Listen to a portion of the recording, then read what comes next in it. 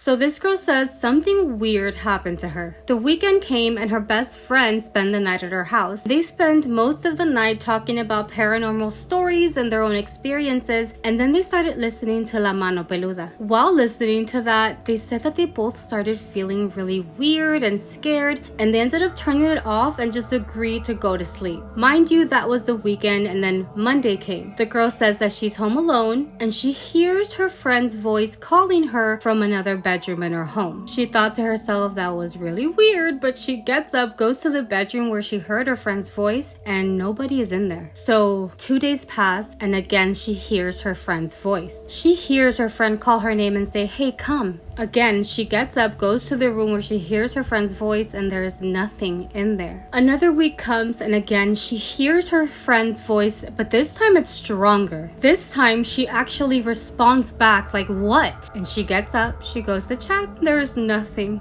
there. There are people who believe that when entities want your attention and they realize that they've got it, it is now hard to let go and you are making them stronger. The following day after she experiences this, she is sitting on her bed and her bedroom door opens. It is her best friend at the door about to walk in, and she screams so loud and closes her eyes, and when she opens them back up, she's gone. She gets her phone, dials her best friend's number, and her friend picked up the phone. She tells her friend on the phone, "Hey, I need to talk to you. Something weird is happening." And when the weekend came, she tells her the story. "Remember that weekend where we stayed the night and we were listening to scary stories and listening to La Mano Peluda, and then we got scared? Well, that following Monday, I heard your voice, but it sounded far away. This week, it was a lot stronger, and I talked back to it, and then it appeared in front of me, and it looked like you." There was something really eerie about her though, and I knew it wasn't you, and that's why I needed to tell you. And she asked her friend, "Has anything happened to you since that day?" And her friend was like, "No, nothing." And she's like, "What? That's so weird. Why is it happening to me?" So the following Monday, she gets a phone call from her best friend. "Hey, oh my god, you're not gonna believe this, but I think I just heard your voice in my house. Was it you?"